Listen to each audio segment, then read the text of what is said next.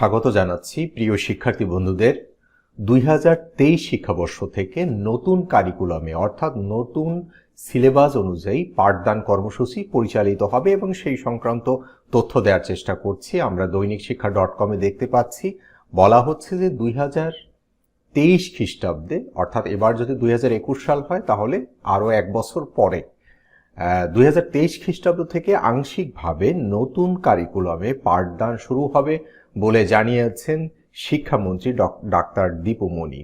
বুধবার অর্থাৎ 26শে মে এক সংবাদ সম্মেলনে এই ঘোষণা দেন তিনি। মন্ত্রী বলেন, আমরা আশা করছি 2023 খ্রিস্টাব্দ থেকে আমরা আংশিকভাবে নতুন কারিকুলামে পাঠদান শুরু করতে পারব। 2022 খ্রিস্টাব্দে তা শুরু করার কথা থাকলেও করোনার কারণে তা সম্ভব হয়নি। আমরা 2023 খ্রিস্টাব্দ থেকে তা আংশিকভাবে শুরু করব। যেহেতু সব শ্রেণীতে একসাথে নতুন কারিকুলাম পাঠদান শুরু করা সম্ভব হবে না এবং দেশের শিক্ষা কার্যক্রমে বড় ধরনের পরিবর্তন আনতে যাচ্ছে সরকার।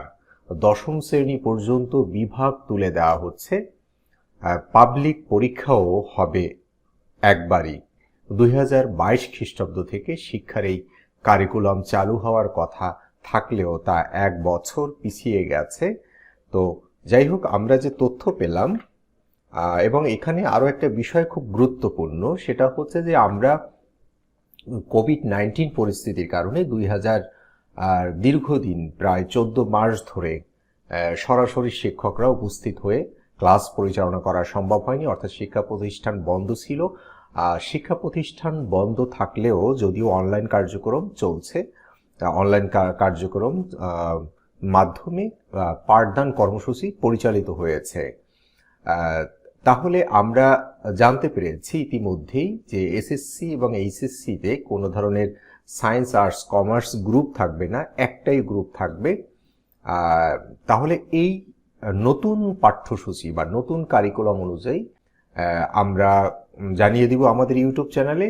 এবং আরও একটা তথ্য দিচ্ছি, সেটা হচ্ছে যে 2021 সালে শর্ট সিলেবাসের মাধ্যমে বা পুনঃবিন্যাসকৃত সিলেবাসের মাধ্যমে পরীক্ষা হচ্ছে এইচএসসি এবং এসএসসি, এবং এসএসসি ও এইচএসসি পরীক্ষা সেই শর্ট সিলেবাস আমরা ইতিমধ্যে আমাদের ইউটিউব চ্যানেলে প্রতিটা সাবজেক্ট ওয়াইজ পাবলিশ করেছি।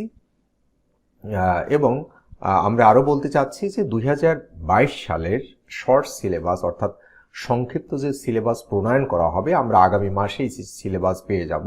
আগামী মাসে আমরা সিলেবাস পেয়ে গেলে আমরা অবশ্যই প্রতিটা গ্রুপ ভিত্তিক অর্থাৎ সায়েন্স, আর্টস, কমার্স থাকবে একই সঙ্গে, এবং একই সাথে প্রতিটা সাবজেক্ট ওয়াইজও ভিডিও থাকবে আমাদের ইউটিউব চ্যানেলে।